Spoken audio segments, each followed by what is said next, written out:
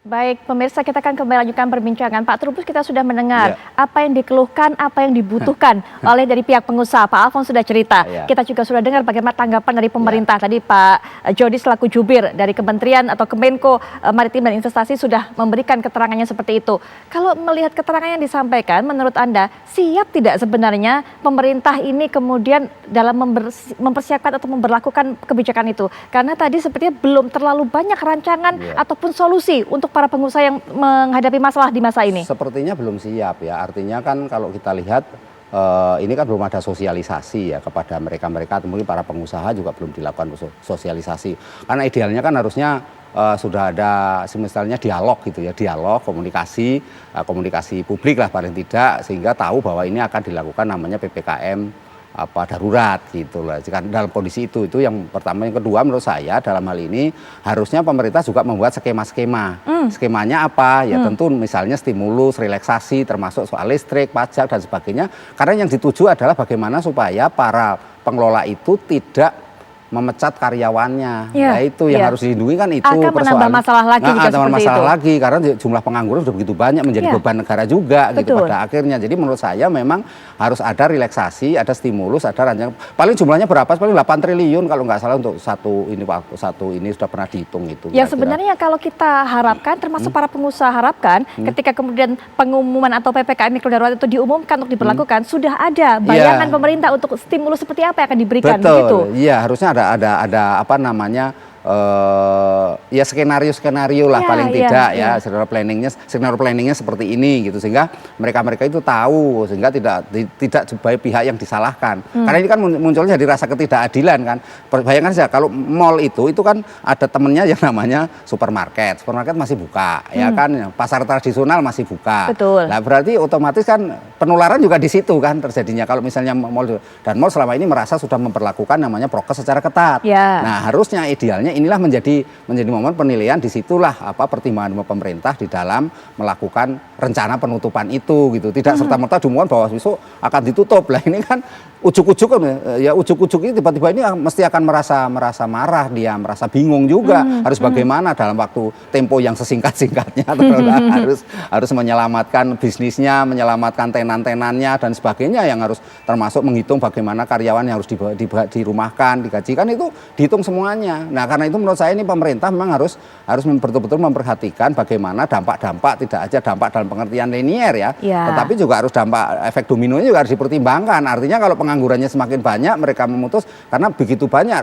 orang, mungkin jutaan ya orang hidup dari keberadaan mal-mal itu kan. Karena di situ mempekerjakan banyak orang. Betul, Pak Trubus. Ya menurut saya yang ketiga juga perlu koordinasi, karena gini, supaya konsisten yang dikatakan Pak itu tadi, konsisten Pak Alfon itu konsisten dari pusat ke daerah. Jangan nanti daerah membuat kebijakan sendiri, tutup aja semuanya. Lah ini daerah membiarkan aja itu terjadi. Karena apa? Ini sudah ada warning, meskipun warning dari pemerintah sudah dikatakan bahwa kepala daerah yang tidak melaksanakan PPKM darurat ini akan dilakukan istilahnya teguran, akan pemberhentian kata sementara. Ini kan menurut saya malah menjadi masalah baru, di mana kemudian hal tersebut harusnya tidak perlu diucapkan, artinya diucapkan terlontar secara itu. Nah ini artinya daerah harus punya pegangan. Nah, sekarang harusnya dibikin istilahnya juklak dan juknisnya gitu, sehingga menjadi pedoman bagi daerah dalam melaksanakan yang namanya PPKM darurat ini. Tahan sampai di situ dulu Pak Trubus. Nanti juga sebelum kita mendengarkan bagaimana tadi pendapat ataupun tanggapan dari Pak Alfon setelah mendapatkan keterangan dari Pak Jody,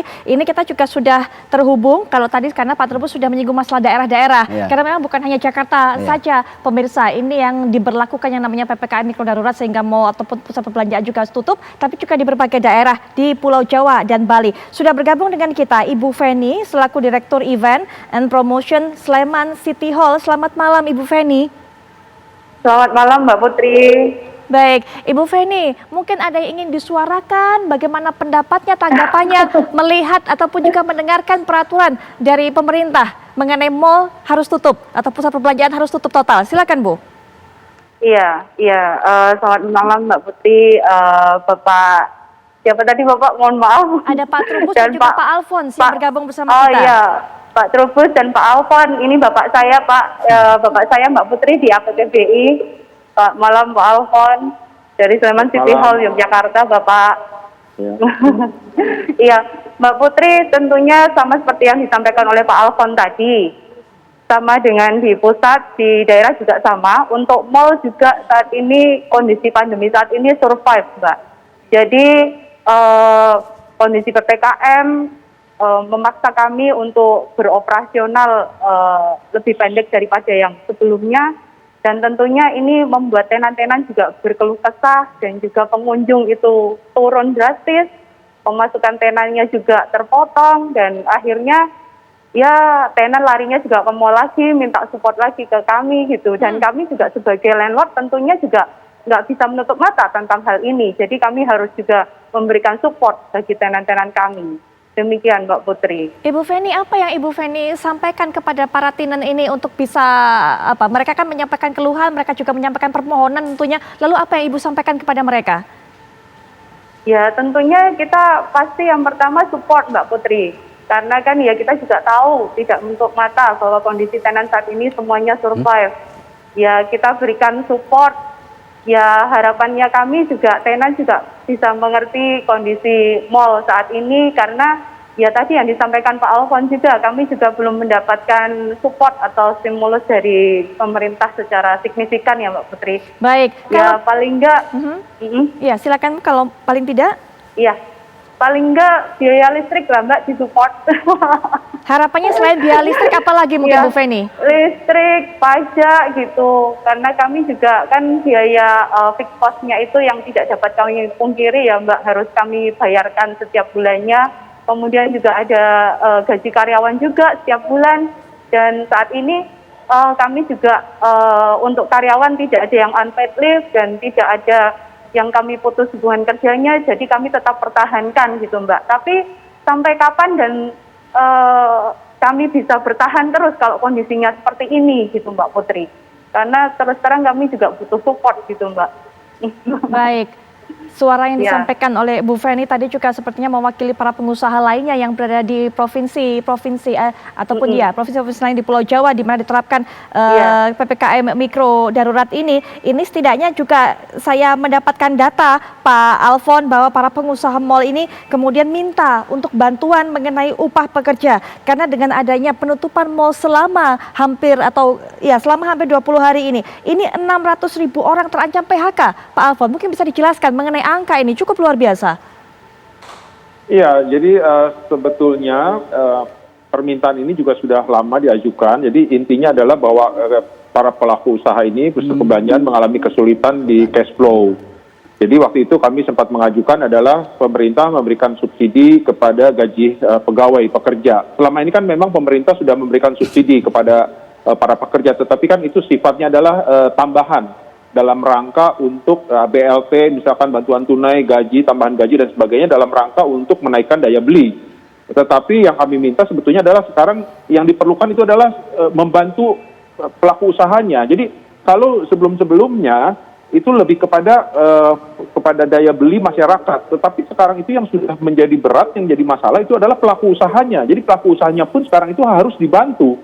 Nah, salah satunya adalah usulan kami adalah memberikan subsidi gaji pekerja sebesar kurang lebih 50%. Yang subsidi ini tidak perlu diberikan kepada pengusaha, pelaku usaha, tapi diberikan langsung kepada para pekerja melalui misalkan BPJS Ketenagakerjaan. Jadi kalau gaji karyawan itu sekitar 3 juta, maka 50% pemerintah subsidi yang diberikan melalui BPJS Ketenagakerjaan dan sisanya pengusaha membayar langsung kepada pekerja yang 1,5 juta 50% itu. Nah, ini dimaksudkan supaya pekerja menerima utuh gajinya, tetapi di satu sisi pelaku usaha, pusat perbelanjaan terbantu di cash flow ataupun bisa mengurangi defisitnya.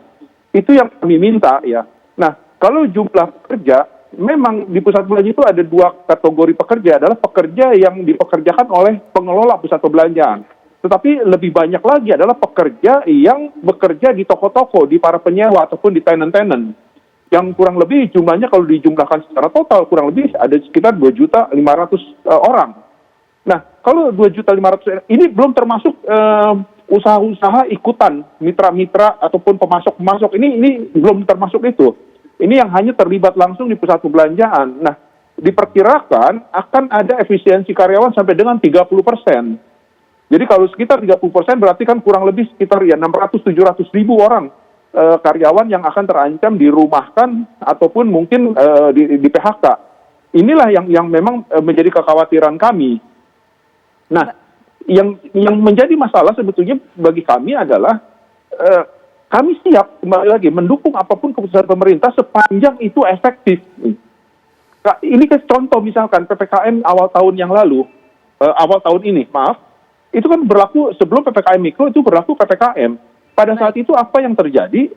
Pusat perbelanjaan dibatasi pada saat itu. Restoran dan kafe pun tidak boleh melayani dine-in makan di tempat. Tetapi apa yang terjadi? Jumlah kasus positifnya tetap naik, bahkan memecahkan rekor jumlah kasus positif hampir tiap hari pada saat itu. Karena kenapa? Ternyata masyarakat dilarang makan di restoran, kafe yang ada di pusat perbelanjaan, malah mereka membuat acara makan di rumah dengan mengundang teman, saudara, kolega, dan sebagainya. Di rumah itu tidak ada yang kontrol karena mereka merasa ini rumah sendiri, teman sendiri, keluarga sendiri, kolega sendiri. Akhirnya apa? Akhirnya jumlah kasus positifnya tetap naik.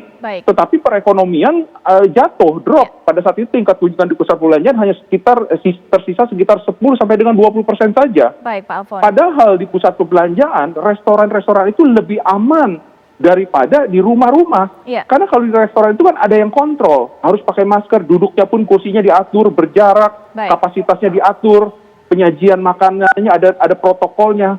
Nah, kalau di rumah siapa yang kontrol?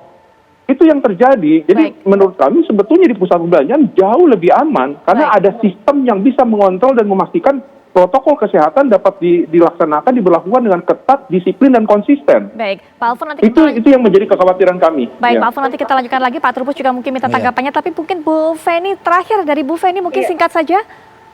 Iya, tentunya Mbak Putri, kami juga di daerah pasti akan mensupport penuh kebijakan dari pemerintah.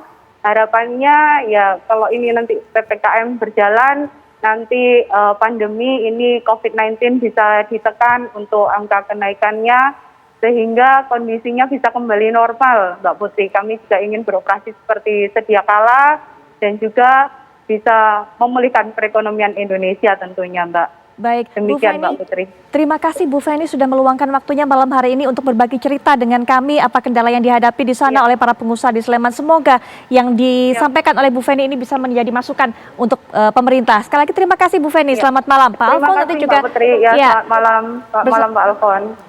Pak Trubus. Ya, sama-sama Bu Feni. Baik, Pak Alfon dan juga Pak Trubus ini masih bergabung bersama kita. Nanti bisa kita minta lagi pendapatnya bagaimana. Tadi Pak Trubus tentunya sudah mendapatkan poin-poin yang disampaikan oleh Pak Alfon, tapi kami akan bahas sesaat lagi.